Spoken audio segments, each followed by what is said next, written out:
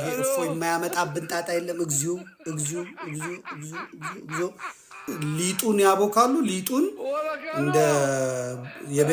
እንደ ሴት ብልት ይገናኙታል። እስልምና ይፈቅዳል ምናምን ብሎ እኔ ዳቦ መብላት ነው የዘገነነኝ በእውነት ይሄ ቁርአን የሚፈቅድ ከሆነ ሐዲሱ የሚፈቅድ ከሆነ ይሄ በጣም ጸያፍ ነው። በዚህ ዘመን የሚደረግ ከሆነ አላውቅም።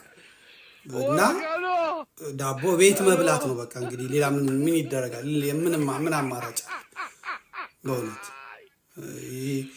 ይህን ሰሞኑ እኔ ያልሰማሁት ጉድ የለም በእውነት እንዴት አይነት ነገር እንደሆነ አላውቅም። እና ያልሰማሁት እንትን የለም።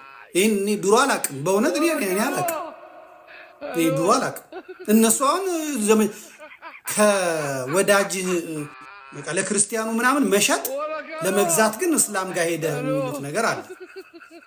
እና አሁን እንግዲህ አሁን እፎይ ያላመጣው ጣጣ የለም።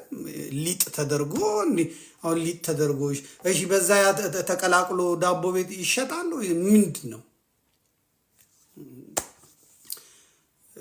በእውነት መስማት የሌለብንን ነገር ሁላ ነው ይሄ ቲክቶክ አምጥቶ ያሰማን። ምን አይነት ዘመን ላይ እንደተፈጠርን ምን አይነት ዘመን እንደመጣን አሁን ንጽጽር ብላችሁ አቡ ሃይደር እግዚአብሔር አያሳድርህ አንተን አህመዲን ጀበል እንደው ጅፍልል ያርግህ። ንጽጽር ብላችሁ አምጥታችሁ ሰውን ሁላ ሌላ ነገር ውስጥ ከተታችሁ።